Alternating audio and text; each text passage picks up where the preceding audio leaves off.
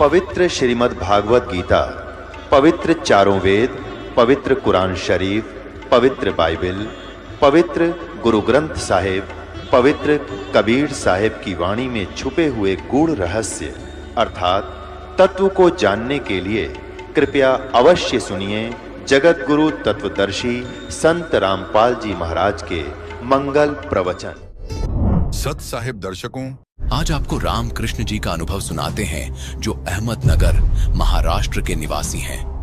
रामकृष्ण जी एक सेवानिवृत्त पुलिस अधिकारी हैं और ये 15 साल से राम परमहंस द्वारा स्थापित बेलूर मठ कलकत्ता से जुड़े हुए थे।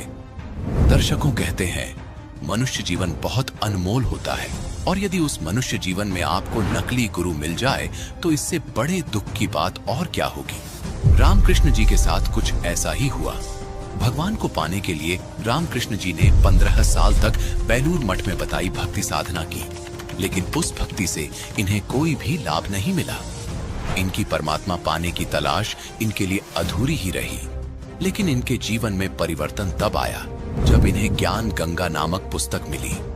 ज्ञान गंगा पुस्तक पढ़ने के बाद रामकृष्ण जी के पैरों के नीचे की जमीन खिसक गई, क्योंकि जो भक्ति साधना ये कर रहे थे वो शास्त्र विरुद्ध थी। रामकृष्ण जी का कहना है कि ज्ञान गंगा में उन्हें शास्त्रों के वो गूढ़ रहस्य मिले जिनकी तलाश हर मनुष्य को है। दर्शकों, आइए अब सुनते हैं रामकृष्ण जी के जीवन परिवर्तन की कहानी, उन्हीं की अपनी जुबानी। नमस्कार जी। नमस्कार। क्या नाम है जी आपका? मेरा नाम रामकिशन शंकर आव्हाड़। कहाँ से आए हैं आप? हम अहमदनगर महाराष्ट्र से आए हैं। क्या करते हैं जी आप? हम अभी रिटायर जॉब करते हैं। रिटायर। किस पद से रिटायर्ड हुए हैं आप? हम एडिशनल एसपी थे anti corruption department Nashik range में। कहाँ पर पोस्टिंग हुई है जी आपकी? हमारी पोस्टिंग नासिक, नगर, धुला, जलगांव, नंदुरबार, बम्बई, ऐसे महाराष्ट्र के अलग अलग जिले में हो गया। संत रामपाल जी महाराज जी से कब जुड़े आप? हम सितंबर 2011 को संत रामपाल महाराज से जुड़े। संत रामपाल जी महाराज से जुड़ने का क्या कारण था? कारण यह था कि हम पंढरपुर में जा रहे थे। पैदल हम पंढरपुर वारी किया और आते वक्त एक संत रामपाल महाराज की शिष्या थी, वो करमाड़ा गांव में मिली और उससे हम ज्ञान गंगा लिया और ज्ञान गंगा पढ़ने के बाद और संत रामपाल महाराज से जुड़े। सर, इससे पहले हम आपसे ये पूछना चाहेंगे कि संत रामपाल जी महाराज जी से नाम दीक्षा लेने से पहले आप क्या भक्ति साधनाएं करते थे? हमने बहुत भक्ति की, प्रवचन किया, कीर्तन किया, भजन किया और बेलूर मठ जो कलकत्ता है, रामकृष्ण परमहंस का जो विवेकानंद पंथ चला है उसमें, वहाँ से भी हमने दीक्षा लिया और वो भक्ति हमने 15 साल किया। ऐसी अलग अलग हम सब जगह घूमे, चारिधाम किया, पूरा इंडिया परमात्मा के लिए घूम गए। ऐसी देवी देवताओं की भक्ति किया, चारों धाम किया।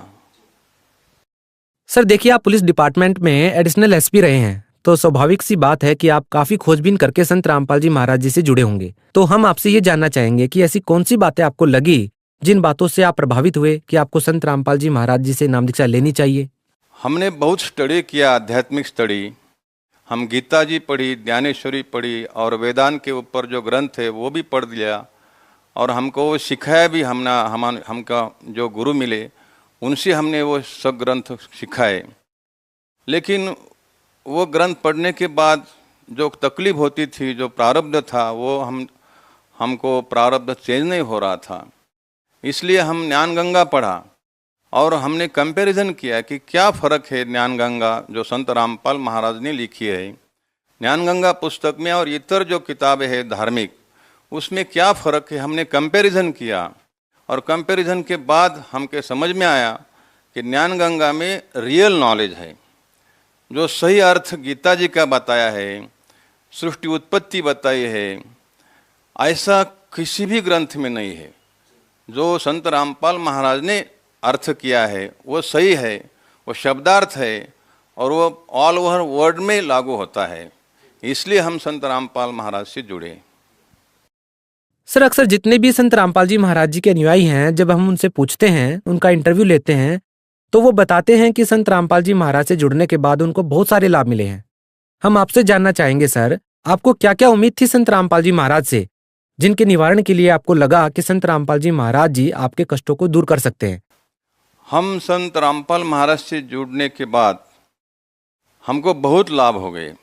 शारीरिक हो गए, मानसिक हो गए, आध्यात्मिक हो गए, भौतिक हो गए।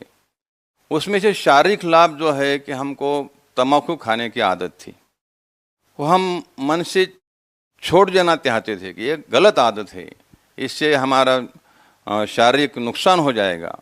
ये समझ में आने के बाद भी वो नहीं छूटती थी। लेकिन संत रामपाल महाराज के नाम लेने के बाद वो छूट गई, ऑटोमेटिक छूट गई। अभी उसका ध्यान भी नहीं आता।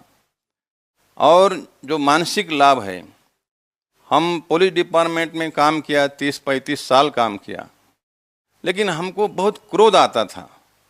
वो क्रोध हमसे जब नाम लिया संत रामपाल महाराज से, वो हमको क्रोध शांत हो गया, हमारा मन भी शांत हो गया।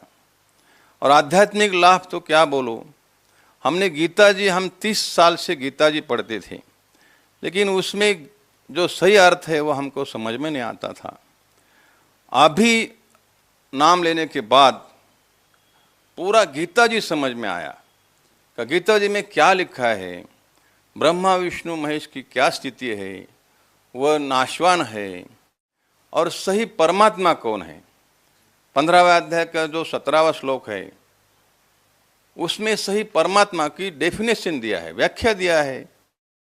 वो हमको समझ में आया है कि सही परमात्मा कौन है, सुप्रीम गॉड कौन है, और किसकी भक्ति करनी चाहिए, किसकी भक्ति से हम मुक्त हो जाएंगे, कि हमारा मनुष्य जन्म का जो अंतिम ध्येय है मुक्ति, हम कैसे प्राप्त करेंगे। वो 17वें अध्याय का जो 23वां श्लोक है, वो हम तत्सदिति, वो श्लोक तो हमको कुछ समझ में नहीं आता था इस भक्ति से पहले, लेकिन संत रामपाल महाराज ने वो श्लोक का अर्थ बताया और मंत्र दिया, और फिर समझ में आया कि कौन है अक्षर पुरुष, कौन है अक्षर पुरुष, कौन है परम अक्षर पुरुष, वो हमको समझ में आया। और इसके अलावा क्या लाभ मिले सर? बहुत बार हमारा एक्सीडेंट हो गया था, उससे भी हम बच गए। हमारी कार को भी बहुत गाड़ी ने ठुकराया, उससे हम बच गए। और सबसे बड़ा लाभ जो है ना, हम कीर्तन करते थे, और जो महाराज लोग हमारे साथ थे, वो महाराज लोग भी हमको समझाते थे, गीता जी समझाते थे और आध्यात्मिक समझाते थे। लेकिन अभी उनसे हम छूट गए, उनसे हम बच गए, क्योंकि उनका वो जाल था, वो काल का जाल था, वो काल के सब दूत थे। अभी उनसे हम छूट गए, ये बहुत बड़ा लाभ हो गया। हमारी पत्नी को भी, हमारी पत्नी जो है और हमने एक साथ नाम लिया संत रामपाल महाराज के, और पत्नी को भी बहुत लाभ हो गए।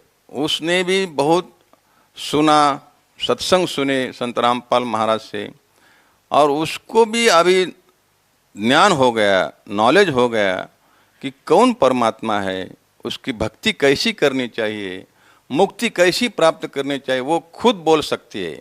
क्या नाम है जी आपका? मंदाराम किशन आवाड़। कहाँ से आई हैं जी आप? अहमदनगर से। संत रामपाल जी महाराज से नाम दीक्षा लेने के बाद आपको क्या लाभ मिले? लाभ तो बहुत मिले। वो बहुत बीमार भी मैं रही खुद, अभी 2 महीने पहले तो, और जाने वाली होती तभी भी मैं वो उधर आई थी। और क्या लाभ मिले? और ठीक हो गई, किधर कौन सी दवाखाने में जाने का कौन था नहीं, बहुत बीमार, बहुत बोले तो बहुत अच्छा। सर, आप एक पुलिस अधिकारी हैं, और एक पुलिस अधिकारी होने के नाते आप लोगों को क्या संदेश देना चाहेंगे जो ये मानते हैं कि संत रामपाल जी महाराज जी के जितने भी अनुयायी हैं वो शिक्षित नहीं हैं, वो बगैर किसी जानकारी के ही संत रामपाल जी महाराज से जुड़ गए हैं? मैं संदेश तो नहीं दे सकता, लेकिन सब अपने भाइयों को, अपनी बहनों को, जो भी वर्ल्ड में हिंदू, मुस्लिम, सिख, ईसाई सब लोग हैं, उनको मैं विनती करता हूँ कि मनुष्य जीवन दुर्लभ है, मिले न बारंबार। जैसे तरवर से पत्ता टूट गया, बोहर न लगता डार। ये जीवन बार बार नहीं मिलेगा। अपना मनुष्य जीवन का अंतिम उद्देश्य है मोक्ष करना, और वो मोक्ष किसी ही पंथ में नहीं मिल सकता एक्सेप्ट संत रामपाल महाराज से पंथ से। सर, आप महाराष्ट्र में रहते हैं, आपसे एक अंतिम सवाल ये है कि आप इतनी दूर संत रामपाल जी महाराज से क्यों जुड़े? आपको लगता है कि संत रामपाल जी महाराज के अलावा यदि आप किसी और संत से जुड़ते तो भी आपको आध्यात्मिक लाभ मिल जाते? अगर आपको ऐसा नहीं लगता है तो कारण बताइए कि आपको ऐसा क्यों लगता है कि संत रामपाल जी महाराज के अलावा अन्य कोई भी संत ऐसा नहीं है जो आपको ऐसा ज्ञान दे सके और जो आपकी आध्यात्मिक और भौतिक और जो मानसिक समस्याएं थी उनको दूर कर सके। बाकी जो संत बोलते हैं वो खुद संत पदवी के लायक नहीं है। जैसे गीता जी अध्याय 15 है, उसमें 1 से 4 श्लोक में तत्वदर्शी संत की डेफिनेशन दिया है कि जो वेदों को जानता है, जो संसार वृक्ष को जानता है, उसका वर्णन करता है, वो तत्वदर्शी संत है। महाराष्ट्र में एक भी तत्वदर्शी संत नहीं है। हम बहुत संत के पास गए, बहुत घूमे, उनके कीर्तन प्रवचन सुने, लेकिन एक भी संत नहीं है तत्वदर्शी। क्यों नहीं है? कि वो जो भक्ति बताते हैं वो भक्ति से किसी को लाभ भी नहीं होता, और वो जो भक्ति बताते हैं वो शास्त्र अनुकूल नहीं है, यानी वो शास्त्र के विरुद्ध है। और गीता जी अध्याय 16 का 23वां श्लोक बोलता है, ये शास्त्र विसृमुषज्य वर्तते कामकारतः न सिद्धिम आपनोति न सुखम न पराम गतिम। जो शास्त्र विरुद्ध भक्ति करते उसको सुख नहीं मिलेगा, परम गति नहीं मिलेगी, और उसको मोक्ष कभी नहीं मिलेगा। जी, बहुत बहुत धन्यवाद। धन्यवाद। दर्शकों, अभी आपने सुने संत रामपाल जी महाराज से दीक्षा प्राप्त करके सुखी हुए भक्त के अनुभव। अब देखिए जगत गुरु तत्वदर्शी संत रामपाल जी महाराज के मंगल प्रवचन। और यहाँ आता किस उद्देश्य से? वो तत्व ज्ञान बताता है। ऋग्वेद मंडल नंबर 9 सूक्त नंबर 86 के मंत्र 26 और 27 में स्पष्ट किया है कि वो कबीर देव, कबीर साहब, कबीर परमात्मा ऊपर तीसरे मुक्ति धाम में रहता है, सतलोक में। और सतलोक के भी तीसरे फिर भी पृष्ठ में उस भाग में रहता है, एक बहुत बड़े गुम्बद में, बहुत बड़े आसन के ऊपर, सिर पर छत्र है और मुकुट पहने है, राजा के समान सिंहासन पर विराजमान है वो परमात्मा। और वहां उसका एक रोमकूप में करोड़ सूर्य मिला दे, करोड़ चंद्रमा, ऐसी शोभा है उस मालिक की। लेकिन यहां जब आते हैं, अपने उस शोभा को हल्का करके, सरल करके स्वरूप को आते, नहीं तो एज इट इज आ जावे तो हम उसको उनको देख नहीं सकते, चरम दृष्टि देख नहीं सकती। तो अपने रूप को सरल करके यहाँ आते हैं और उन श्रेष्ठ आत्माओं को मिलते हैं जो दृढ़ भक्त होते हैं। उनको किस उद्देश्य से मिलते हैं?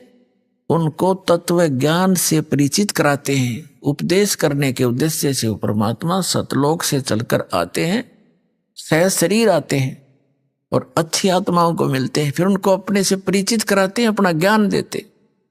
ऋग्वेद मंडल नंबर 9 सूक्त नंबर 86 के मंत्र 26 और 27 में, ऋग्वेद मंडल नंबर 9 सूक्त 82 के मंत्र 1 से 3 में, ऋग्वेद मंडल नंबर 9 सूक्त 94 के मंत्र 1 में, 94 के 1 में, ऋग्वेद मंडल नंबर 9 सूक्त 95 के मंत्र 2 में, ऋग्वेद मंडल नंबर 9 सूक्त 1 मंत्र 8 और 9 में, ऋग्वेद मंडल नंबर 9 सूक्त 20 मंत्र 1 में, ऋग्वेद मंडल नंबर 9 सूक्त 96 के मंत्र 16 से लेकर 20 तक, और भी अनेक स्थानों पर भरे पड़े हैं कबीर परमात्मा की महिमा से वेद। क्योंकि परमेश्वर ने धर्मदास साहिब जी से कहा था कि धर्मदास, ये वेद मेरा भेद है, मैं ना मिलूं वेदन के माही, और जौन वेद से मैं मिलूं ये वेद जानते नहीं। ये चारों वेद मेरी महिमा का गुणगान करते हैं, लेकिन इस वेदों में वर्णित विधि से मेरी प्राप्ति नहीं हो सकती। मेरी प्राप्ति जिस वेद से होगी वो वेदों वर्णन नहीं है, वो वेद जानते नहीं। वो कौन सी है? जो गीता जी अध्याय नंबर 4 के श्लोक नंबर 32 में कहा है कि वो सचिदानंद घन ब्रह्म की वाणी में वो कंप्लीट ज्ञान है भगवान के पाने का, और सभी धार्मिक यज्ञों की यथार्थ जानकारी। तो वो परमात्मा उस विधान अनुसार अच्छी आत्मा आदरणीय गरीबदास साहिब जी उस नेक आत्मा को मिले, सचखंड लेकर गए, सतलोक दिखाया, सब ब्रह्मांड दिखाए, जहां मालिक रहते हैं वो सतीथि दिखाई, वहां हंस कैसे रहते हैं, वहां कैसी सृष्टि है, वहां सदाबहार वृक्ष है, सुंदर सुंदर पहाड़ हीरे पन्नों से जड़े हुए, यहां तो पत्थरों के पहाड़, वहां हीरे पन्नों के जुहारातों के पहाड़ हैं। और किसी चीज का अभाव नहीं, वहां कोई पदार्थ खराब नहीं होता। जैसे गंगा जैसी दरिया, वहां पर अमृत सरोवर भरे पड़े। गंगा जो जल है, गंगा दरिया, ये जल वहां से आया सतलोक से। एक एग्जाम्पल दिया दाता ने कि मेरे बच्चे पहचान सके सच्चाई को। यदि ये गंगा जल ना होता या तो ये उदाहरण नहीं दे सकते थे, कि बता नहीं सकते थे हम कि वहां पर ऐसे पदार्थ हैं जो कभी खराब नहीं होते। अरे यदि इसे खराब लोक में भी खराब ना होता गंगा का जल। और वो तो बहुत बेस्ट वातावरण है, बहुत सुंदर एटमॉस्फेयर है वहां का। तो दूध दही और इनके भंडार भरे रहते हैं वहां पर। बहुत बड़े बड़े सरोवर हैं, वो कभी पदार्थ खराब नहीं होते। अमृत सरोवर है और सदाबहार वृक्ष से बहुत बड़े बड़े आपके मकान खाली पड़े जहां से तुम आए थे। ये सत कर मान लेना, ये किसी डूम बाट की बनाई स्टोरी नहीं है, खुद भगवान की बताई अमर कथा है। और जिन महापुरुषों ने सचखंड और सतलोक को देखा और आंखों देखा वर्णन उन महापुरुषों ने किया, और ये दास पर जाकर रखी मालिक। तो ये सत्कर मान लेना, जो दास शब्द बोलेगा सारी साची होंगे। अभी तक सब बकवास कर रखी इन संतों ने।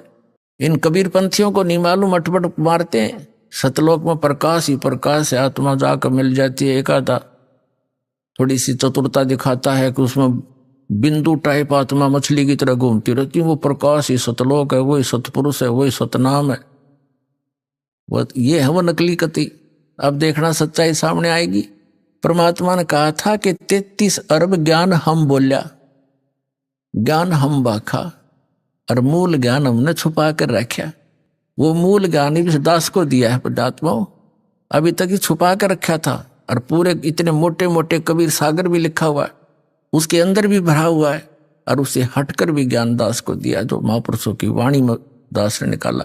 तो जो प्रसंग हम कर रहे थे कि बहुनाम जन्मानाम अंते ज्ञानवान माम प्रपद्ये वासुदेवम सर्वमिति स महात्मा सुदुर्लभ है।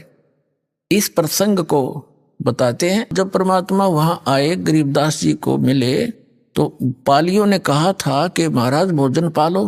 कबीर परमेश्वर एक साधु के रूप में थे, वो परम अक्षर ब्रह्म जिंदा महात्मा के रूप में। परमात्मा ने कहा था कि भाई मैं भोजन नहीं खाता, अपने गांव से छक के आया हूं मैं सतलोक से। तो उन्होंने हट किया था कि जी दूध तो पीना पड़ेगा, हम अतिथि को ऐसे जाने नहीं देंगे। तो परमेश्वर ने कहा था भाई मैं कुंवारी गाय का दूध पिया करूं। अगर अतिथि सत्कार करना चाहते हो तो कुंवारी गाय का दूध पिया करूं, मैं पिला दो। तो बड़े बड़े पाली थे 50-40 साल के, वो कहने लगे बाबा जी तेरी नींद को ना दूध पीने की बकवाद करते हो, आप तो मजाक करते हो हमारा। गरीबदास जी 10 वर्ष के बालक थे, उनकी एक प्रिय बछिया थी गाय कुंवारी, उसको पकड़ लाए और कहने लगे महाराज जी दूध कैसे देगी, बच्चा तो है नहीं, माँ तो बनी नहीं है। तब कबीर साहब ने कहा कि कोई पात्र है तुम्हारे पास जिसमें दूध निकाल लाएंगे। गरीबदास जी लाए एक 5-6 किलो का वो मटका है, छोटा सा गड़ा बरोला, और कहा इसके नीचे रख दे भाई, साफ कर रखे है, कहाँ जी साफ कर रखे, इसके सतन के नीचे कर। गरीबदास जी बालक थे, पकड़ कर बैठ गए नू, अब देखेंगे बाबा जी दूध कैसे निकालेगा। परमात्मा ने थपकी मारी बछिया के, लंबे लंबे सतन हो गए और धार चल पड़ी दूध की, और पात्र भर के बंद हो गया। अब वो कबीर साहब को दे दिया, अगले बाबा जी पी लो आप। महाराज जी आधा कबीर परमेश्वर जी ने पी लिया, कुछ पी लिया, फिर से छोड़ दिया, अगले बच्चों पी लो, ये अमृत है, यहाँ का नहीं है, ये सतलोक से आया है मेरे गांव तक। इब और पाली थे, वो तो उठकर चले गए, कहने लगे तू पता नहीं किस जाति का है, और फिर तने क्या बेरा जादू जंत्र करके कुंवारी बछिया से दूध निकाल दिया, हम ना पीवा तेरे जादू जंत्र के दूध को। वो तो उठकर चले गए, वहां से स्थान छोड़ गए जहां वो बैठे थे, एक जंडी के नीचे, वो जंडी वृक्ष को ही छोड़कर चले गए, दूर जा बैठे। अब गरीबदास जी महाराज वो नेक आत्मा, वो श्रेष्ठ आत्मा जिसके लिए मालिक आए थे, वो बोला ला महाराज जी आपका ये जूठा दूध कद कद मिला, हमने गट गट पी गए, जितना पीना था बाकी रख दिया। अब फिर परमात्मा ने उनको समझाया बेटा तुम यहाँ के रहने वाले नहीं हो। पूरी सारी ऊपर की जानकारी दी। तब गरीबदास जी ने कहा महाराज ये ज्ञान तो अब आज तक किसी ने बताया नहीं हमारे को। वो स्थान कैसा, जैसे बच्चे की जिज्ञासा बन जाती है प्रबल। तो तब परमात्मा बोले चल मैं ले चलता हूं। शरीर वहीं रह गया, जो ओरिजिनल वस्तु को ऊपर ले गए आत्मा को। सारे ब्रह्मांडों से परिचित कराया। ब्रह्मा विष्णु महेश जी की स्थिति दिखाई, उनके लोक दिखाए, उनसे वार्ता करवाई। यहाँ के न्यायाधीश धर्मराज से मिले जा करके, और धर्मराज करबद्ध होकर के कबीर परमात्मा उस जिद्दा महात्मा के सामने खड़े हो गए। तो गरीबदास साहिब जी देख रहे हैं कि इस बाबा जी में तो बहुत बड़ी शक्ति, यहाँ के भगवान भी हाथ जोड़े, और यहाँ का यो बड़ा अफसर है यो भी हाथ जोड़ के खड़ा हो गया, जो लेखा जोखा करता है। फिर सचखंड लेकर गए परमात्मा, ये काल को दिखाया कि देख बेटा यहाँ खाता है 1 लाख जीवों को भून गए, या तपस्या इसकी अरु बैठा हो ब्रह्म सरपुरुष काल, जो कहता है मैं कभी किसी के सामने नहीं आता, अपनी योग माया से छुपा रहता हूँ। गीता जी अध्याय नंबर 7 के श्लोक नंबर 24 और 25 में। तब उसके सिर पे पैर रख के उस काल के गरीबदास जी महाराज को ऊपर लेके गए, 11वें द्वार में प्रवेश किया। 11वां द्वार इस अक्षर पुरुष पर ब्रह्म के लोक में प्रवेश करता है, और उसके लोक को पार करके जब 12वां द्वार पार करते हैं तो सतलोक आ जाता है। 12वां द्वार पार करके सतलोक में गरीबदास साहिब जी को परमात्मा लेकर गए। वहां गरीबदास साहिब जी क्या देखते हैं कि वही महात्मा जो नीचे तक गया था उनके साथ, और उधर क्या देखते उनके साथ है, और ऊपर क्या देखते हैं कि एक बहुत बड़े गुम्बज में बहुत बड़ा मंदिर नुमा गुम्बज है, सुंदर सफेद बहुत लंबा चौड़ा।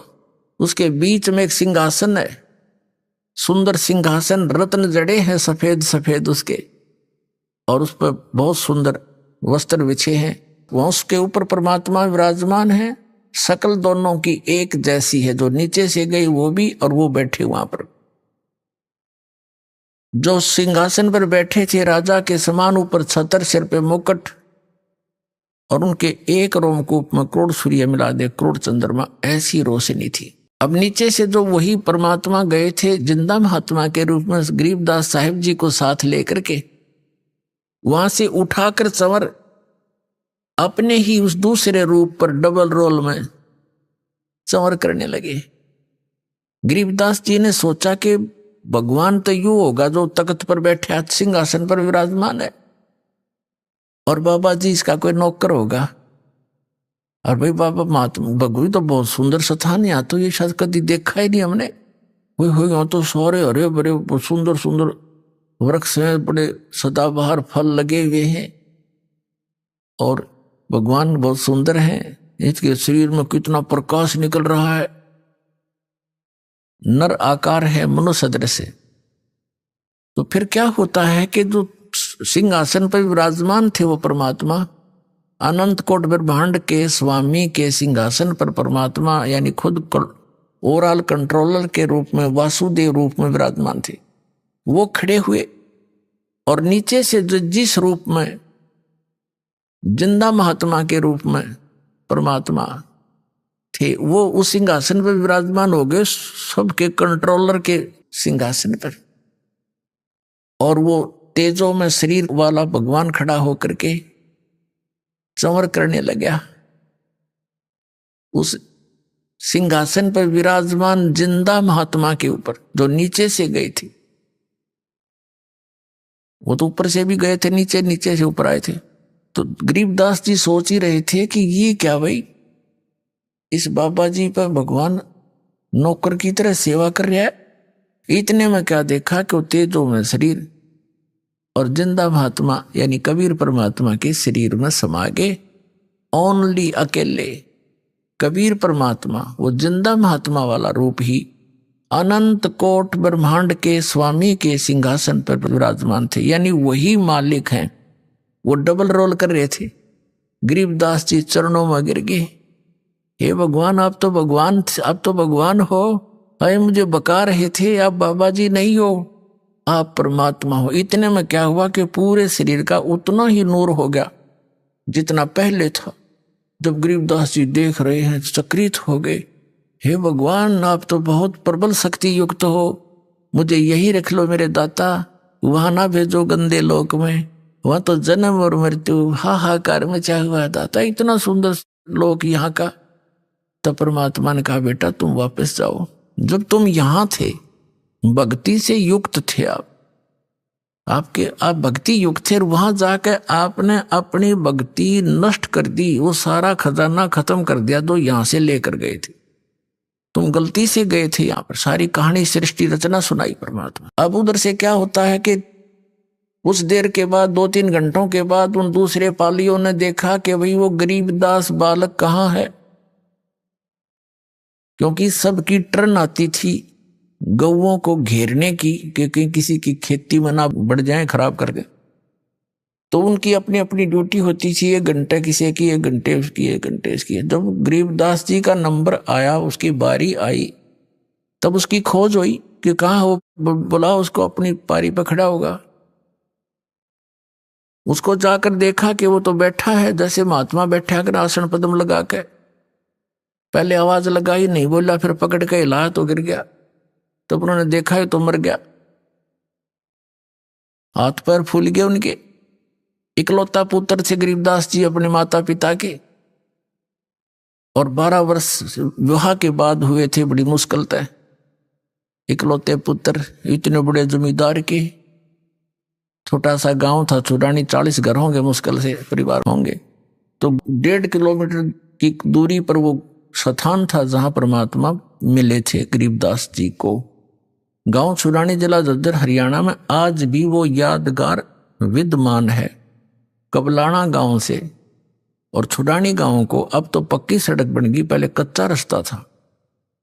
उस सीमा के ऊपर थोड़ा सा 1 किला अंदर ने छुड़ानी के खेतों में आज भी वो यादगार बना रखे, एक मंदिर सा बना रखे उन्होंने कि यहाँ परमात्मा आए थे। एक जांडी का वृक्ष था वहां पर, वो आज भी यानी अवशेष बकाया है सच्चाई के।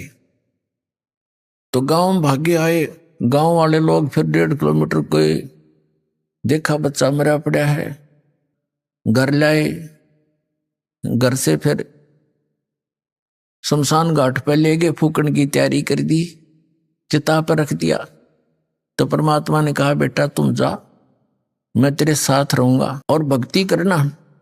इस भक्ति की कमाई तक, भक्ति की शक्ति से तुम पुनर्चार्ज होकर के यहां आ सकोगे। और उसके लिए मैं ऐसा मंत्र दूंगा, ऐसा मंत्र दूंगा कि एक बार ऐसी विधि बताऊंगा, पर ये अभी डिस्क्लोज ना करना, तू खुद भक्ति करना। इसे एक सतनाम दूंगा 2 अक्षर का, जिसमें एक ओम मंत्र है, एक गुप्त है, ये दास बताएगा केवल उपदेशी को। तो इसकी एक बार की कमाई तय, एक बार की कमाई तय, एक श्वास उस श्वास की के सिमरण तय इतनी कमाई बन जाएगी कि यहाँ के एक ब्रह्मांड में 14 लोक होते, कहते 14 लोक भी उस एक दूसरी तराजू में रख दे, ताखड़ी में, एक पलड़े में, और एक तरफ रख दे इस एक सतनाम के सुमरण की कमाई वैल्यू। और 3 लोक, ये पृथ्वी लोक और तेरा पाताल और स्वर्ग लोक धर दे पासेंगे, यानी जिसकी कोई खाता ही नहीं किसी, वो तो सौदे में कोनी उस साइड में रख दी जाती है पासेंगे। और तो ना तुले तुलाया राम रंग हरी हो। अब गरीबदास जी कहने लगे भगवान जो आपकी आज्ञा, और कहा तुम जाकर समझा जनता को, मेरा गवाह बन बेटा, तेरे भाई बहन वहां कितने कष्ट उठा रहे, सारा जीवन खो देते हैं माया के पीछे, एक पेट के लिए, जीविका पूरी नहीं होती उनकी। और यदि वो मेरी भक्ति करे तो उनको जीविका भी सुथरी दूं, उनको सुख भी दूं, उनकी आयु भी बढ़ाऊं, काल को निकट नहीं आने दो बेटा, तुम सियासत कर मान लेना। तो गरीबदास जी तो आंखों देख चुके थे, धर्मराज जैसे खड़े होकर हाथ जोड़े जिस परम पिता के आगे, 3 औरों की औकात उसके सामने क्या बुनियाद। वो पक्के आंखों देखी परमात्मा की महिमा ग्रहण करके और वापस भेज दी वो आत्मा गरीबदास साहिब जी की, जब चिता में अग्नि लगाने की तैयारी थी, इतने में तो बंधन बांध रखे थे अपने आप टूट गए और हलचल हुई शरीर में, एकदम बैठ गए वो 10 वर्ष के बालक। और जिस लोक से आए थे वो यहां था ही नहीं, एकदम वो चौर भौर से हो रहे थे कि मैं कहाँ आ गया। और उसके अंतःकरण के अंदर, गरीबदास साहिब जी के अंतःकरण के अंदर परमात्मा ने ये संपूर्ण अध्यात्म ज्ञान भर दिया। जैसे एक मोबाइल से दूसरे मोबाइल में 10 घंटा का भी प्रोग्राम नो का नो फैक्स हो जाता है, दूसरे से लोड हो जाता है बगैर किसी वायर के। ऐसे परमात्मा ने गरीबदास साहिब जी के अंतःकरण में, उनके कंप्यूटर में डाल दिया। अब फिर वो वही कंप्यूटर बोले, जैसे नानक साहिब जी कहते हैं, वो तो भाई जैसे चाहिदा ऐसे बुलाईदा। वो तो जिसको जैसे चाहता है उससे वैसा ही बुलवाता है। तो उस गरीबदास साहिब जी ने खड़ा होकर के जो परमात्मा से प्राप्त ज्ञान को लोकोक्तियों के माध्यम से, दोहों के माध्यम से बोलना शुरू कर दिया। किसी की नहीं सुने, ना न्यू बतावे, सीधे शब्दों में कित गया था, लगे बताने। अनंत कोट ब्रह्मांड का एक रति नहीं भारे, सतगुरु पुरुष कबीर हैं ये कुल के सिरजनहार। इस तरह लागे वाणी बोलने। तो गांव वालों ने सोचा लड़का पागल हो गया, जीवित तो हो गया पर यो मेंटल हो गया। उनको बावलिया कहने लगे, पागल कहने लगे। शुक्र मनाया घर वालों ने, कुल के लोगों ने, कि कोई बात ना, जैसा भी बांगा बौला पागल है, जीवित तो हो गया। या इसकी माता इस बावड़े ने देख देख कर जी लेगी ना, या बेहोश होगी थी। अब वो कहने का भाव ये है, 2-3 वर्ष बीत गए, 3 वर्ष बीत गए। ऐसे ही वो ये वाणी बोल रहे होते हैं, वो गांव वाले उस बात को समझ नहीं पा रहे, बोल क्या रहा है। यो सौदा फिर ना ही संतो, यो सौदा फिर ना ही, ये लोहे के साताव जात है काया देश राही। 3 लोक और भवन चतुर्दश सब जग सौदे आही, दुगने दुगने करे चौगने किन्हु मोल गवाई। बच्चा में बैठ कर लाग जाइए बाणी बोलने, बड़ा में खड़ा हो वहां बोलने लग जाइए बाणी। लेकिन सब कहने लगे मेंटल है, इतना बात करो। अरे मेंटल खुद हम, और कह उस भगवान से परिचित आत्मा को मेंटल। हमारी इतनी संकीर्ण बुद्धि है। 3 वर्ष के बाद एक दादू पंथी संत, आदरणीय दादू साहेब जी को भी परम अक्षर ब्रह्म कबीर देव जी, कबीर साहेब, वो धानक कबीर गरीबदास साहिब जी को बताया था परमात्मा ने कि बेटा मैं 120 वर्ष बनारस में रह आया हूं, 120 वर्ष काशी में, और कबीर मेरा नाम है, और वहां जुलाहे के नाम से प्रसिद्ध था। मैं जुलाहा मेरा कर्म था, और मैं प्रत्येक युग में एक लीला ऐसी ही करता हूं कि अपनी पाने के लिए जो क्रियाक्रम उचित है एक भक्त को, और कैसी उसकी रहनी हो, कैसा उसका विचार हो, और कितनी आवश्यकताएं रखे भगत, वो मैं खुद ही एक उदाहरण दे के आता हूं कि यहां घने धन की जरूरत की आवश्यकता नहीं। जो भक्ति चाहता है उसने परमात्मा की इच्छा रहनी चाहिए, और जो भगवान से जुड़ गया तो उसको किसी चीज का अभाव रहेगा ही नहीं। समय आने पर सारी पूरी करता है। इसलिए हम भगवान को खोज रहे। कहते कल्पे कारण कौन है कर सेवा निकाम, और मन इच्छा फल देऊंगा जो पड़े मेरे ते काम। जब भगवान के सतर का काम होगा बेटा, नु मैं खड़ा पाऊंगा।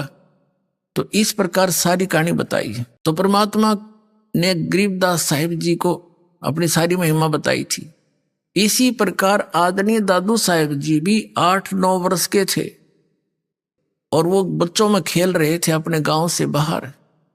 वहां परमात्मा आए इसी प्रकार जिंदा महात्मा के रूप में। उनको भी फिर ऐसे ही ज्ञान सुनाने लगे, और बच्चे तो उठ के चले गए, अकेला रह गए।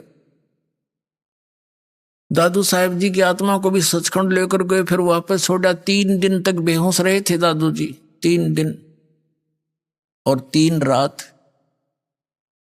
फिर छोड़ा वापस, तो दादू साहिब जी ने भी आंखों देखा हाल उस कबीर परमात्मा का। कलम तोड़ महिमा गाई। आगे चल के दादू जी का फिर परंपरा चल पड़ती है, जैसे गरीबदास जी की परंपरा चली हुई है। तो उसमें संत परंपरा भी होती है, महंत परंपरा भी होती है, जिसको नाद और बिंद बोलते हैं। तो नाद परंपरा से गोपाल दास नाम के एक साधु थे दादू जी की परंपरा से, और वो वैश्य थे, जाति के बणिए थे। 60-65 साल की उम्र हो गई थी, घर त्याग चुके थे। अपना अंतिम समय परमात्मा के चरणों में बिताने के लिए वो दादू पंथ के ही से दीक्षित होकर फिर भ्रमण करते रहते थे, अपना ज्ञान का प्रचार करते रहते थे। और छुड़ानी के अंदर एक व्यक्ति उनका शिष्य था। वो गोपाल दास जी उस छुड़ाने वाले शिष्य के आगे वहां पर रुक गए, रुका करते 1-2-4 दिन। तो उस छुड़ाने वाले भक्त ने कहा कि महाराज जी, हमारे एक बहुत बड़े जमींदार का लड़का और ऐसे ऐसे पागल हो गया, सारी कथा सुनाई और बताया महाराज जी कहते हैं संत की विद्या को संत ही कैंसिल कर सकता है। तो उस बच्चे को जादू जंत्र का दूध पिला दिया, मंत्र का, वो पागल हो गया, मर गया था तो पता नहीं कैसे सांस वापस आ गई। आपकी रजा हो, कृपा कर दो उसको, वो ठीक हो जा, पागल हो गया। तो दादू पंथी संत गोपाल दास ने कहा कि बुलाओ। वो थोड़े बहुत भूत बात झाड़न के झाड़े जाने था। वो व्यक्ति गया वहां गरीबदास साहिब जी के घर पे। अब गरीबदास साहिब जी अपने नाना के वहां रहा करते थे, छुड़ानी में उनके नानका थे, क्योंकि उनके पिताजी वहां घर जमाई रहा करते थे। गरीबदास साहिब जी का कोई मामा नहीं था, यानी उसकी माँ का कोई भाई नहीं था, जिस कारण से सारी संपत्ति के वारिस उनके पिताजी, पिताजी के बाद वही थे अकेले। तो उनके नाना जी जीवित थे, बहुत बड़े जागीरदार थे। वहां जाकर के उसने कहा, उस भक्त ने, व्यक्ति ने कहा, चौधरी साहब हमारे घर एक संत आ रहा है और वो न्यू कहा इस लड़की के लड़के ने, वो ठीक कर देगा, संत की विद्या संत करा करें ठीक। यह बात उनका भी समझ में आ गई। उसका नाम शिवलाल था, गरीबदास जी के नाना जी का। 5-7 बड़े बड़े मौजूद से व्यक्ति इकट्ठे होकर गरीबदास साहिब जी को साथ लेकर, बालक को 13 वर्ष की आयु के थे गरीबदास जी उस समय, और गोपाल दास संत के पास ले गए और कहा महाराज दया करो, यू बालक ठीक हो जा, ये तो पागल हो गया, पता नहीं क्या क्या बोल रहा है, सारा दिन रुकता ही नहीं। हम पूछे हैं बात, यू बोल रहा है पता नहीं के गीत से गाता रहता है। अब वो तो परमात्मा से परिचित हंस आत्मा थी गरीबदास साहिब जी, भूत भविष्य की सारी जानते थे और वर्तमान की। अब उस दादू पंथी संत ने पूछा गोपाल दास ने कि बेटा कौन था जिसने तेरा जीवन बर्बाद कर दिया, क्या नाम था उसका? यानी जैसे एक बात पूछने के लिए उद्देश्य से प्रश्न किया। तो आदरणीय गरीबदास साहिब जी ने कहा कि महाराज जी वो कौन थे और उन्होंने मेरा जीवन बर्बाद नहीं किया, मुझे तो आबाद कर दिया। क्या बताया कि अजब नगर में ले गए हमको सतगुरु आने, जल के बिंब अगाध गति हम सूते चादर ताने, अलल पंख अनुराग है सुन मंडल रे थीरे, दास गरीब उधार दिया मोए सतगुरु मिले कबीर, हम सुल्तानी नानक तारे दादू को उपदेश दिया, जात जुलाहा भेद न पाया वो काशी माहे कबीर हुआ, अनंत कोट ब्रह्मांड का एक रति नहीं भारे, ये सतगुरु पुरुष कबीर हैं कुल के सिरजनहारे। वासुदेव ये कबीर साहब है। अब दादू पंथी महात्मा का तो सर घूम गया। गांव वाले थे ना मेंटल बताओ, अरे यू तो भाई परम धनी से मिला हुआ हंस है, ये तो आंखों देखा वर्णन करा उस परम पिता के भगवान के दर्शन किए हुए इस महात्मा ने। ऐसे संत के तो चरण छूने चाहिए। वो तो 13 वर्ष के बालक की तरफ और 65-60 साल का वो वृद्ध महात्मा और हाथ जोड़ करने बोला, महाराज ये चरणों में झुक के कि यह वाणी लिखवा दो, आप तो यह अमर वाणी लिखवा दो, कलयुग में जीवों के उद्धार के काम आवेगी दाता। तो गरीबदास जी बालक चल पड़े आगे ने। जब वो इस तरह गतिविधि करने लगा वो चल पड़े जैसे बालक लीला करते हैं, चल पड़े, भाग लिए। अब गांव वालों ने सोचा कि बाबा जी भी मेंटल हो गया, इसका ही फटकार लाएगी, इसकी कसूती बला इसके अंदर। तो जैसी हमारी जीव संज्ञा की सोच होती है, तब वो कहने लगा, अरे गांव वालों, कौन गोपाल दास महात्मा दादू पंथी कहने लगा, अरे गांव वालों, मेंटल ये नहीं, मेंटल तो तुम हो। अब साधु संत तो कुछ भी कह दिया करे, सारी मान्या करते, सब चुप हो गया। क्या बात महाराज के यो तो भाई भगवान से मिलका रहे हैं। जो क्या करें तू क्या नारा राम तो मिलका रहा है, यो तो राम तो मिलका रहा है थारा बच्चा, और भाई तुम हमारा बीच में बोलियो मत ना, तुम अपना काम करो। उन्होंने सोची भाई इनकी बिरनिया के अटपट कर रही महात्मा क्या बात कर रहा है। वो फिर धीरे धीरे उस बच्चे के पास गया, वो निकट जा, वो भाग ले जैसे बालक गतिविधि करते हैं, कभी इधर फुर कभी इधर फुर। तो थोड़ी सी जब दया हुई उस परम पिता की, अब तीसरे दिन जाकर गरीबदास जी ने मुंह खोला। अभी आपने सुने संत रामपाल जी महाराज के मंगल प्रवचन। आइए अब सुनते हैं संत रामपाल जी महाराज से नाम दीक्षा लेकर सतभक्ति करके अद्भुत लाभ प्राप्त करने वाले अनुयायी के विचार। ये कहानी है मध्य प्रदेश के गुना जिले के रहने वाले करण दास जी की, उनके जीवन में आए अद्भुत बदलाव की। करण जी पहले काला जी महाराज, चंद महाराज, हनुमान जी और देवनारायण जैसे देवी देवताओं की पूजा किया करते थे, लेकिन उनके इतनी भक्ति के बावजूद उन्हें जीवन में शांति नहीं मिली। उनकी हालत इतनी बिगड़ गई कि उनके मुंह में असाध्य रोग यानी कैंसर हो गया। करण जी ने भारत के सभी प्रमुख अस्पतालों में इलाज कराया, जिनमें दिल्ली का एम्स, मुंबई का टाटा मेमोरियल और जयपुर का महात्मा गांधी मेडिकल कॉलेज शामिल थे। लाखों रुपए खर्च करने के बावजूद उनकी बीमारी ठीक नहीं हो पाई। डॉक्टरों ने उन्हें बता दिया कि यह कैंसर ठीक नहीं हो सकता और वे निराश होकर घर बैठ गए। जीवन से निराश होकर करण जी ने आत्महत्या का प्रयास भी किया, लेकिन एक आंतरिक प्रेरणा ने उन्हें रोक दिया। इस बीच संत रामपाल जी महाराज के भक्त सुजन दास जी ने करण जी को संत रामपाल जी महाराज के सत्संग में जाने की सलाह दी। फिर ये संत रामपाल जी महाराज के पास जाने को तैयार हुए। 9 सितंबर 2017 को करण जी को एक दिव्य अनुभव हुआ, जिसे सुनकर आप हैरान हो जाओगे। इन्होंने सपने में देखा कि संत रामपाल जी महाराज और परमेश्वर कबीर जी इन्हें सतलोक आश्रम ले जा रहे हैं और इनका इलाज कर रहे हैं। इस अनुभव के बाद करण जी ने संत रामपाल जी महाराज से नाम दीक्षा ली और उनके बताए अनुसार भक्ति करने लगे। धीरे धीरे उनका कैंसर पूरी तरह ठीक हो गया। उन्होंने पूरी निष्ठा से संत रामपाल जी महाराज की भक्ति की। अब वे एक स्वस्थ और सुखी जीवन जी रहे हैं। अब सुनिए करण जी के जीवन परिवर्तन की कहानी, उन्हीं की जुबानी। नमस्कार सर। सत साहेब सर जी। सर क्या नाम है आपका? मेरा नाम है करण दास।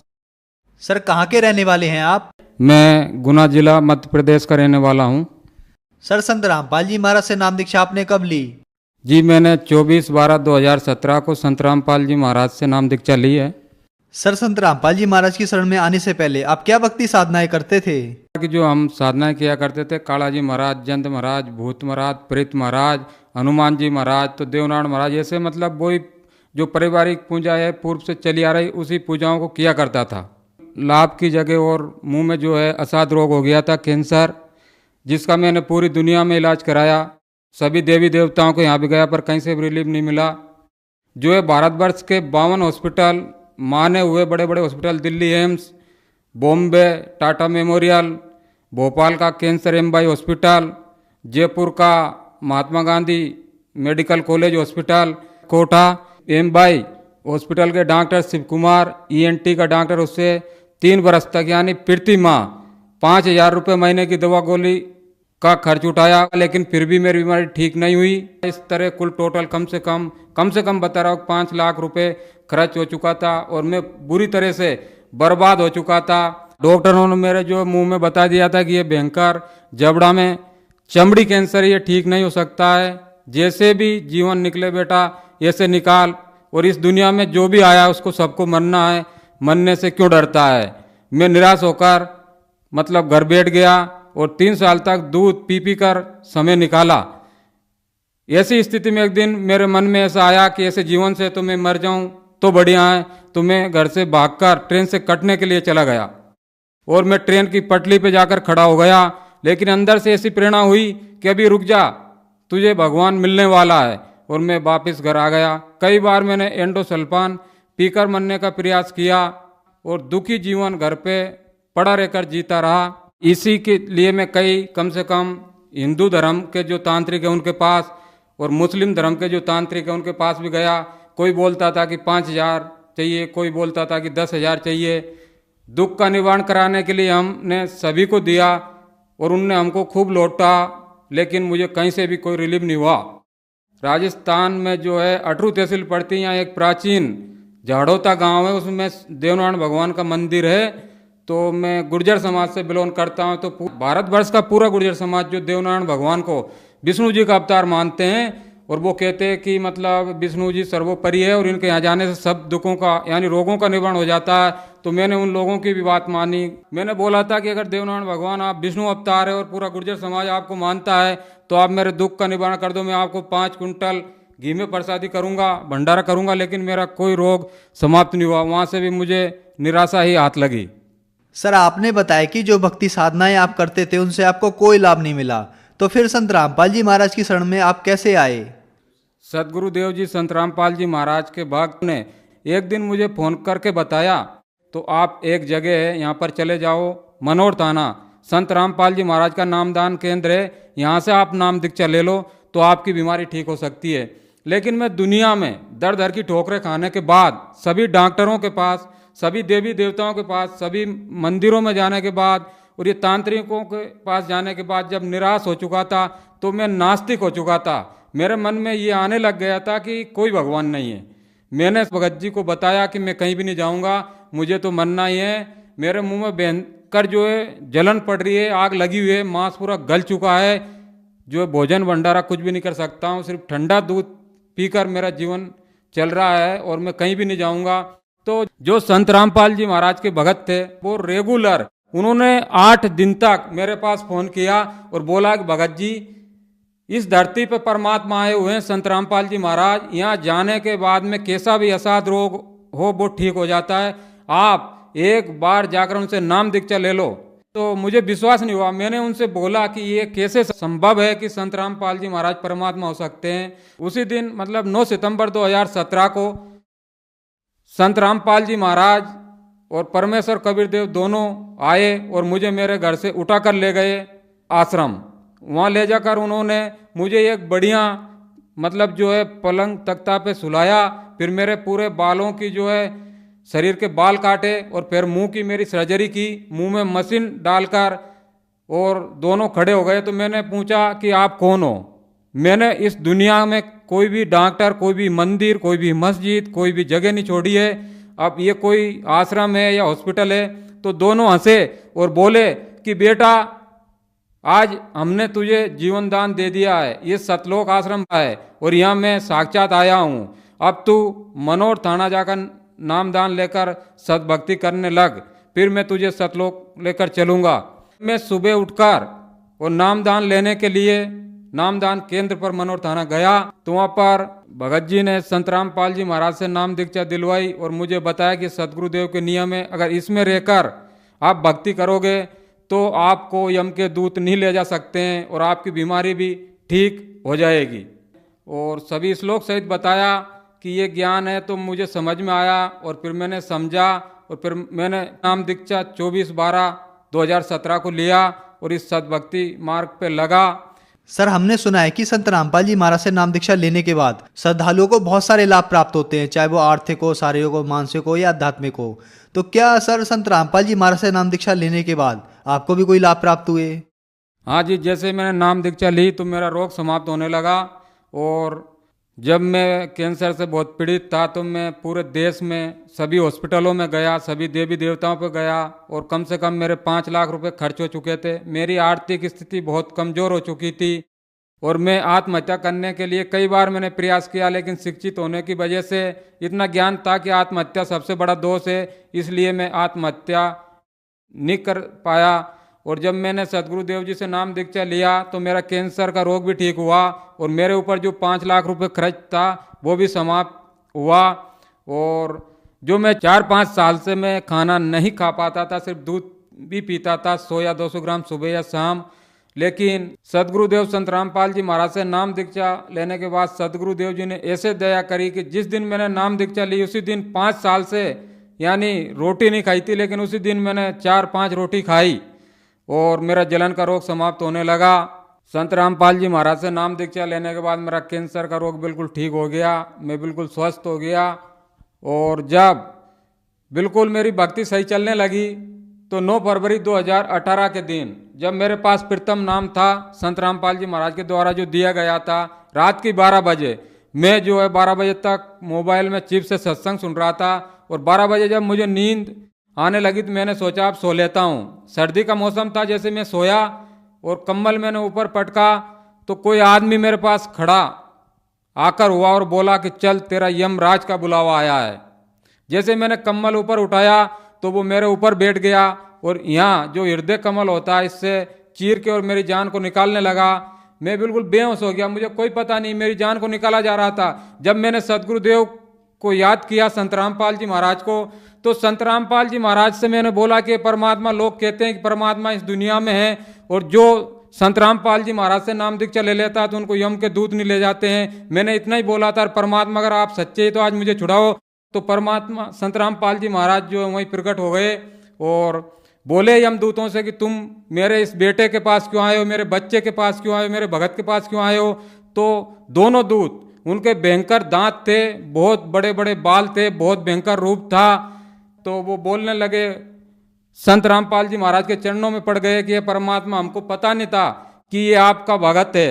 हमसे तो यमराज ने बोला था कि उसको लेकर आना, उसके श्वास खत्म हो चुके हैं। संत रामपाल जी महाराज ने बोला कि यमराज से बोल देना मैंने इस बच्चे की उम्र को बढ़ा दिया है, अब इस बच्चे के श्वासों को मैंने बढ़ा दिया है और अब मैं इस बच्चे को सद्भक्ति करा के सतलोक लेकर जाऊंगा और अगर आप परेशान किया तो मैं आप लोगों को बहुत दंडित करूंगा। तो दोनों हाथ जोड़कर बोले कि परमात्मा, हमारी क्या औकात है कि हम आपके भगत को ले जा सकते हैं। आज के बाद हम आपके इस भगत के पास कभी भी नहीं आएंगे। और इस तरह संत रामपाल जी महाराज ने मेरी जीवन रक्षा की। और एक दिन और मई के महीने में सदगुरुदेव मुझे संत रामपाल जी महाराज ऊपर लेकर गए, मेरे पास आए कि चल बेटा, मैं तुझे तेरे दादाजी से मिलाता हूँ। मेरे दादाजी की 2006 में निधन हो गया था कि चल तेरा दादाजी पितरलोक में पड़ा हुआ है। संत रामपाल जी महाराज मुझे विमान में बिठाकर और पितरलोक में लेकर गए और दरवाजा पे जाकर खड़े रह गए और बोले कि बेटा तू अंदर चला जा, उठाला वो है तेरा दादाजी। मैंने दादाजी को पहचान लिया, मैं अंदर गया तो दादाजी बड़े खुश हुए और बोले कि बेटा तू भी आ गया। मैंने बोला कि हाँ, मुझे मेरे सदगुरुदेव संत रामपाल जी महाराज यहाँ लेकर आए हैं, चलो आप उठकर बाहर चलो। जब मैं उनको उठाकर लेकर बाहर आ रहा था तो 2 दूत भाग कर आए और वो बोले कि कहाँ जा रहा, रुक, यहाँ से वो जीव जाता है जिस पे यमराज साइन कर देता है, बिना यमराज के दस्तखत से यहाँ से कोई जीव नहीं जा सकता है। तो एक दूत फिर भगा, एक इतनी बड़ी लाल डायरी लेकर आया खाता भाई जैसी और बोला कि इसका रिकॉर्ड देखते हैं। रिकॉर्ड देखा तो यमराज के उस पर साइन कंप्लीट थे। उसने बोला ले जा भाई, इसके साइन है, तेरे दादा को तू ले जा। तो और भी बहुत सारे डोकरे वहाँ पड़े हुए थे, बूढ़े जिनके एक एक हाथ दाढ़ी बधी हुई थी। उनने बोला यार बेटा हमको भी ले चल, यहाँ तो हमें भी यम के दूत यातनाएं देते हैं, दुख देते हैं, हम परेशान है, दुखी है इस लोक में। तो यमदूत बोले भाई आपको यहाँ से ये नहीं ले जा सकता है, यहाँ से तो अगर आपके परिवार में, आपके वंशज में कोई संत रामपाल जी महाराज से नाम दीक्षा ले और उनकी भक्ति करे तो ही वो ले जा सकता है। ये संत रामपाल जी महाराज का भगत है, इसलिए अब इनको यहाँ से छोड़ा जा रहा है। जैसे ही मैं दादाजी को लेकर बाहर आया तो संत रामपाल जी महाराज वहीं खड़े हुए थे। सदगुरुदेव ने मेरे से बोला कि बेटा तू जो है तेरे गांव कर्मोदिया मृत लोक में पहुंच, मैं तेरे दादाजी को जो है किसी मेरे शिष्य यानी भगत के घर में मनुष्य जीवन दूंगा, और जैसे इनकी जबान खुलेगी तो सत साहेब के कर खुलेगी और इनको नाम दीक्षा तत्काल मिलेगी और इनको भी सतलोक लेकर चलेंगे। इस तरह परमात्मा ने कहा कि मैं मेरे सच्चे भगत की 101 पीढ़ी को पार कर देता हूँ। इस तरह संत रामपाल जी महाराज ने मेरे ऊपर तो दया करी, मेरा कैंसर का रोग भी ठीक हुआ और मेरे दादाजी पर भी दया करी जिनका निधन हो गया था सन 2006 में। और जो पूर्व में हम गलत साधनाएं करते थे देवी देवताओं की, पितर पूजा, 6 मासी 12 मासी पिंडदान आदि क्रियाएं हमारे दादाजी किया करते थे, इस कारण वो पितर लोक में पड़े हुए थे। पितर लोक जो नरक में आता है और वहाँ बहुत सारी यातनाएं भोग रहे थे, लेकिन संत रामपाल जी महाराज ने मेरे दादाजी के ऊपर भी दया करी और उन्हें मनुष्य जीवन दिलाकर और उनको भी अपने जीवन का जो है कल्याण कराने का अवसर सदगुरुदेव ने दिया।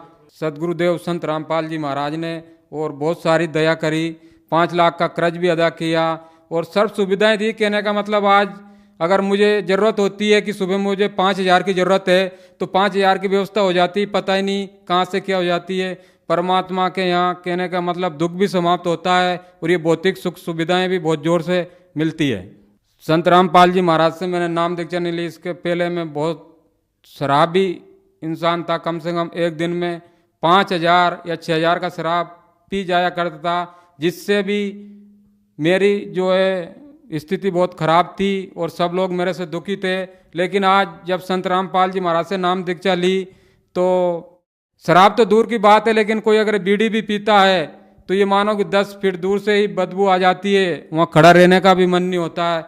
तो जो श्रद्धालु आज आपको देख रहे हैं वो भी किसी न किसी बीमारी से ग्रस्त हैं और ठीक होना चाहते हैं, तो क्या वो भी संत रामपाल जी महाराज से नाम दीक्षा लेने के बाद ठीक हो सकते हैं? उनके लिए आप क्या कहना चाहोगे? सिर्फ निवेदन कर सकता हूँ कि जो कैंसर पीड़ित है, क्योंकि मैंने कैंसर का रोग देखा है, मैंने दर दर की ठोकरें खाई है कि कैंसर का रोग एक इतना भयंकर रोग है कि मरीज जिसको कैंसर होता है वो तो दुखी होता ही, लेकिन उसका पूरा परिवार, पूरा रिश्तेदार, उसके पूरे मिलने वाले सब बहुत दुखी हो जाते हैं। परिवार की आर्थिक स्थिति बहुत खराब हो जाती है। डॉक्टर लूट मार करते रहते हैं, कहीं 1 लाख का ऑपरेशन, कहीं 2 लाख का ऑपरेशन, लेकिन बीमारी कहीं भी खत्म नहीं होती है। मेरा ऐसे दिन दुखी कैंसर पीड़ित सर्व समाज से, पूरे भारत से नहीं बल्कि पूरी दुनिया वालों से निवेदन है इस दास का कि इस दुनिया में परमात्मा आए हुए हैं संत रामपाल जी महाराज। जिस तरह मुझे सुखी किया, अगर और कोई भी उनसे आकर नाम दीक्षा ले, जिस तरह मैं सुखी हुआ, मेरा कैंसर ठीक हुआ, उनका भी कैंसर ठीक होगा। सर्व समाज संत रामपाल जी महाराज से नाम दीक्षा ले और अपने मनुष्य जीवन का कल्याण कराएं। सर, संत रामपाल जी महाराज से नाम दीक्षा कैसे ली जा सकती है?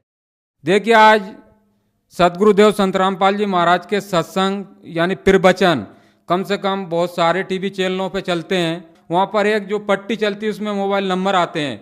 कोई भी अगर उनसे नाम दीक्षा लेना चाहे तो उस पर संपर्क कर सकता है। आज पूरे भारत में नहीं बल्कि पूरी दुनिया में आज उनके सभी जगह नामदान केंद्र खोल दिए गए हैं। संत रामपाल जी महाराज ने दया करी है कि भारतवर्ष के सभी जिलों में नामदान केंद्र खोल दिए गए हैं। उस टीवी पे जो नंबर आते हैं उस पे जब भी कोई फ़ोन लगाकर पूछेगा और नाम दीक्षा लेना चाहे तो उनको बता दिया जाता है उनका नज़दीकी जो नाम दान केंद्र होता है, वहाँ अपना नाम दीक्षा लेकर अपने जीवन का कल्याण यानी मोक्ष करा सकते हैं। धन्यवाद सर। सच साहेब।